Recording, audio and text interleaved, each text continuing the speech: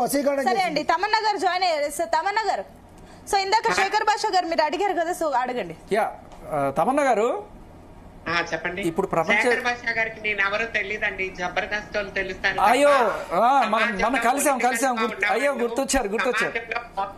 ఉన్న వాళ్ళు సమాజంలో, సొసైటీలో ఒక మంచి పేరు గుర్తింపు తెచ్చుకున్న వాళ్ళకి శేఖర్ భాష గారికి తెలీదు. అయ్యో ఎందుకు తెలియదమ్మా, నాకు తెలుసు, మీరు జబర్దస్త్ లో కలిసామని గుర్తుంది నాకు. జబర్దస్త్ ఎవరు చేశారండి? మీకు జబర్దస్త్ ఎలా కనబడుతున్నారా? జబర్దస్త్ మీరు జబర్దస్త్ కంటెంట్ జబర్దస్త్ వాళ్ళు తెలుసు కానీ తను తెలియదు అని చెప్పేసి అంటున్నారు. జబర్దస్త్ వచ్చారేమో, గెస్ట్ గా వచ్చారు ఒకసారి. తమన్నా గారు, నేను జబర్దస్తులు చేయనండి శేఖర్ భాష గారు. ఓకే సారీ కన్ఫ్యూజ్ అయ్యి, ఇంకోళ్ళు ఎవరో వచ్చారు మీ. ఓకే సరే, come to the point. So విషయం ఏంటంటే అమ్మా, ప్రపంచ అమ్మా వినండి ఒకసారి. శేఖర్ భాష గారు, జబర్దస్తులు మీరు చేస్తుంటారు, చీరలు కట్టుకుని మేము చెయ్యం. సరే సరే మంచి మాట.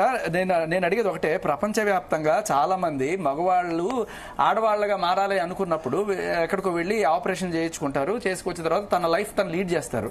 బట్ అలా చేయించుకున్న వాళ్ళందరూ కూడా ఇది తప్పు. మగవాడు ఎప్పుడు మార్పిడి చేయించుకోడు. రేపు మిమ్మల్ని మార్పించుకోమంటే మీరు మార్చుకుంటారా?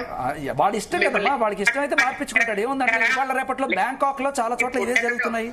చాలా నేను మాట్లాడుతున్నప్పుడు ఏంటండి, ఇది పుట్టకతోనే వచ్చేటప్పుడు వాళ్ళు మార్పిడి చేయించుకుంటారు తప్ప ఒక మగవాడు మార్పిడి చేసుకోడు. ఇలాంటి శ్రీనివాస్ లాంటి వాళ్ళు దొంగలు, ఇలాంటి వాళ్ళు ఏదన్నా వాళ్ళు బతుకు తెరువు కోసమో లేకపోతే ఏది రూప బైరూపులు అంటారు.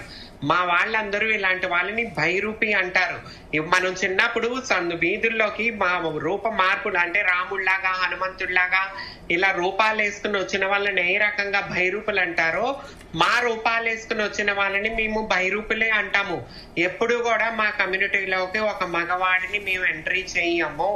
ఇంతవరకు శ్రీనివాసుని కూడా మా కమ్యూనిటీలోకి మేము తీసుకోకపోవటానికి కారణం ఇదే. మరి ఆయనకి వక్షోభాలు ఉంటాయి కదా, ఆయనకి తీవ్రంగా వక్షోభాలు ఉంటాయట, అందుకోసమే అతను తన పురుషలింగాన్ని ఆపరేషన్ చేయించుకున్నాడట. అతను ఇప్పటికెళ్ళి మీరు కూడా 1 లక్ష రూపాయలు డాక్టర్ కి ఇస్తే మీకు కూడా అక్కడ అతను అలా చెప్పట్లేదండి. అతను చిన్నతనం నుంచి పెరిగిన కొద్దీ ప్రకృతి సిద్ధంగా వచ్చిన ప్రకృతి వల్లే తనలో ఉండేటువంటి ఆడ లక్షణాలు కూడా గమనించి తను ఆపరేషన్ చేయించుకున్నాడు. అందువల్ల ఆపరేషన్ చేయించుకొని అడిగిన దానికి నేను సమాధానం ఇస్తున్నా. రేపు జిమ్ వర్క్ చేసుకునేవాడు ఇంజెక్షన్ చేసుకునో సిలికాన్స్ పెట్టించుకునో వాడు జిమ్మర్ లా కనిపిస్తాకి ఏదోటి చేస్తాడు. వీడు కూడా ఏదోటి చూపించుకోవడం కోసం చేయించుకున్న దానికి మీరు ఎట్లా డిసైడ్ చేస్తారు? అతనే చెప్పాడు ప్రకృతి సిద్ధంగా వచ్చినాయి. వాడు ఏం చెప్పి ప్రకృతి సిద్ధమా? నీవు కూడా చేయించుకో మరి. ప్రకృతి సిద్ధంగా వెళ్ళి ప్రకృతి సిద్ధంగా వచ్చినాయా? అవును, అతనికి వయసు పెరిగే కొద్దీ సహజంగానే వస్తాయి కదా, స్త్రీలకు స్త్రీ లక్షణాలు, పురుషులకు పురుష లక్షణాలు, ఆ విధంగా వచ్చినాయి. కానీ అతను ఆపరేషన్ చేయించుకున్నాను, సర్టిఫికేట్ కూడా ఉందని చెప్తున్నాడు.